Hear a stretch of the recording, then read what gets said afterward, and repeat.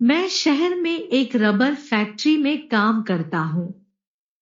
मेरा घर फैक्ट्री से 3 किलोमीटर की दूरी पर है। मेरे पास एक साइकिल है जिससे मैं अपने घर आता जाता हूँ। एक दिन जब मैं काम करके घर जा रहा था तो रास्ते में मुझे एक लड़की दिखाई दी और वह मुझे घूर घूर के देख रही थी। मैं उसे टालते हुए अपने घर की ओर निकल पड़ा। दूसरे दिन फिर वही लड़की मुझे उसी जगह पर दिखाई दी और वह मुझे फिर से घूरने लगी। फिर भी मैंने उसकी तरफ पलट के नहीं देखा और अपने घर की ओर निकल पड़ा। मैं उसके पास रुका भी नहीं क्योंकि मैं अनजान लोगों से बात नहीं करता। वह लड़की कई दिनों तक मुझे देखती रही। एक दिन वह लड़की वहां पर नहीं दिखाई दी तो मैं सोच में पड़ गया। ऐसा क्या हुआ जो वह लड़की आज नहीं आई। फिर मैं अपने घर की तरफ निकल पड़ा। एक हफ्ते बाद मेरे घर पर एक चिट्ठी आई और मुझे पता चल गया था कि यह चिट्ठी उसकी ही है। उसमें उसका नाम ललिता लिखा हुआ था और उसमें से एक फोटो निकली थी जो कि उसी लड़की की थी। मैं चौंक गया कि उसे मेरा पता कैसे चला।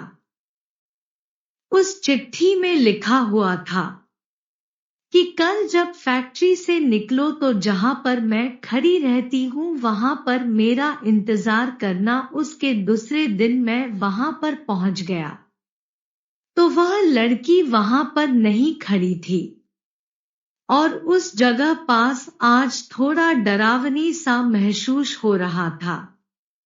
मैंने काफी इंतजार किया। फिर मैं अपने घर की तरफ चल दिया और तभी मुझे याद आया कि वो जो चिट्ठी आई थी उसमें उसका पता तो होगा।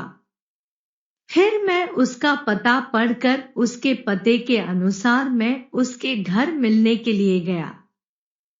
उसका घर शहर के किनारे जंगल के पास ही था। दरवाजा खोलते ही एक आदमी आया और बोला कि क्या काम है। तो मैंने बोला कि मुझे ललिता से मिलना है। तो उस आदमी ने बोला कि मैं उसका पापा हूं और ललिता को मरे हुए 2 साल हो चुके हैं। मेरे हाथ पैर कांपने लगे। मैं सोच में पड़ गया कि वह लड़की जो मुझे रास्ते में मिली थी और जिसने मुझे चिट्ठी भेजी थी वह कौन होगी। मुझे लगा कि वह उसकी आत्मा होगी। ललिता के पापा बोले ठीक है बैठो पानी लेकर आता हूं। देखते ही देखते काफी वक्त बीत गया। उसके पापा बाहर पानी लेके नहीं आए तो मैं आवाज दिया, कोई उत्तर नहीं मिला। तो अंदर जाकर खुद ही देखा कि सिर्फ उधर आदमी की कंकाल ही कंकाल था। मैं बहुत डर गया। पीछे मुड़कर देखा तो दरवाजा अपने से खुल रहा था और बंद हो रहा था और चीखने और रोने की आवाज आने लगा उस घर से भूत की। मैं किसी तरह जान बचाकर वहां से भागकर अपने घर पहुंचा। रात हुआ। वो लड़की आज मेरे कमरे में आ गई।